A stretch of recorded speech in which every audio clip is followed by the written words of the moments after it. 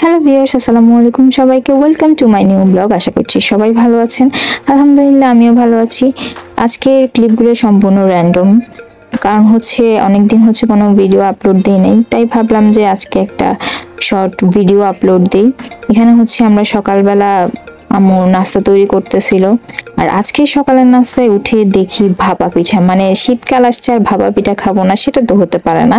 তো ভাপা পিঠার মজাই আলাদা। আর আমরা যেহেতু মিষ্টিটা একটু বেশি পছন্দ করি, এজন্য আমাদের শুধুমাত্র গুড়িতে মিষ্টি দেওয়াটা হয় না, এই জন্য আমরা আলাদা করে আবার গুড়টাকে নারিকেল সবকিছু দিয়ে মিষ্টিটা বাড়াই দেই। কারণ আমরা মিষ্টি লাভার ফ্যামিলি, আমরা মিষ্টি খেতে খুব পছন্দ করি। আগে শীতকালে যখন নানুর বাড়িতে যেতাম, নানু গরম গরম ভাপা পিঠা বানাই খাওয়াইতো। নানুর পিঠাগুলো অনেক বড় বড় হইতো, কারণ নানু একটা বাটি সমান করে পিঠা বানাইতো। তো নানুর ওই ভাপা পিঠাটা এখন খুব বেশি মিস করি। আর গরম গরম ভাপা পিঠা খাওয়ার মজাই আলাদা।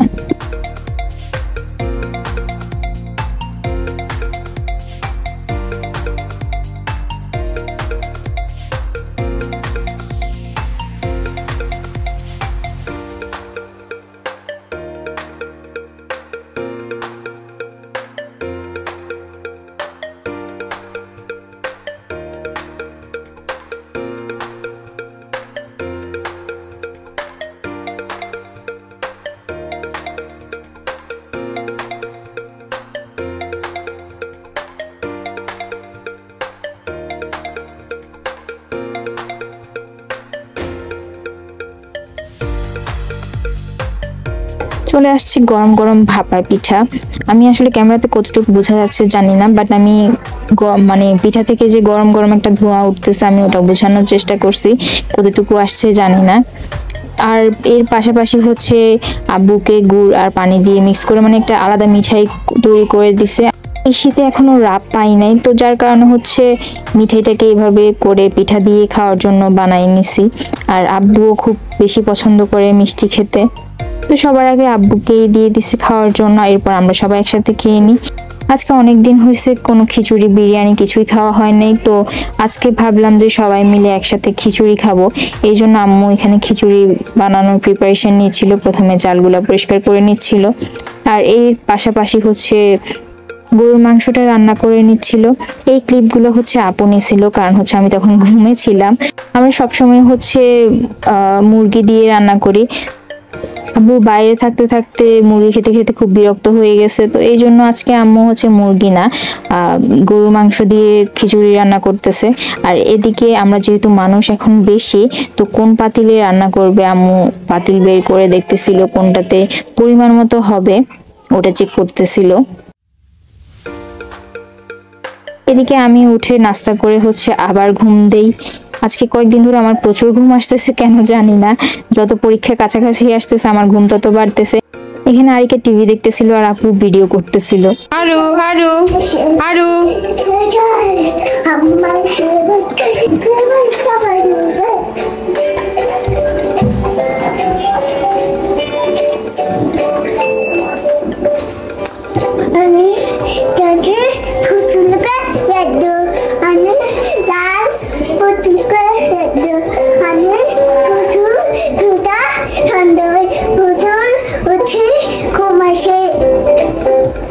এদিকে গরুর মাংসটা প্রায় রান্না হয়ে গেছে।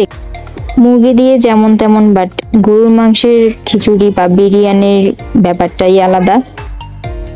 এরপর গরুর মাংস নামিয়ে খিচুড়ির চাল দেওয়ার প্রিপারেশন চলতেছিল। এখানে প্রথমে তেল পেঁয়াজ এসব দিয়ে দিছে। এরপর আপু একটু ভালোভাবে নাড়তেছিল। আর আজকে সব রান্নাটা আম্মু আর আপু মিলে করতেছিল। তো এখানে কিছুটা বেরেস্তা আলাদা করে রাখতেছিল চালের উপরে দেওয়ার জন্য, রান্না হওয়ার পরে। তো এরপরে চালগুলো সব দিয়ে দিল, তারপর চালগুলো ভালোভাবে নেড়ে দেয়।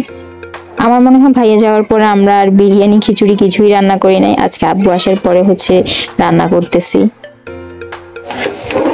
মাশাআল্লাহ মাংসের কালারটা অনেক বেশি ভালো আসছে। এখন মাংস দিয়ে দিবে।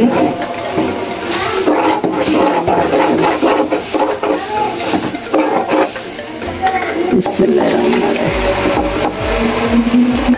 দিয়ে গরম পানি দিবে। আর এখন হয়ে যাবে বিফ খিচুড়ি।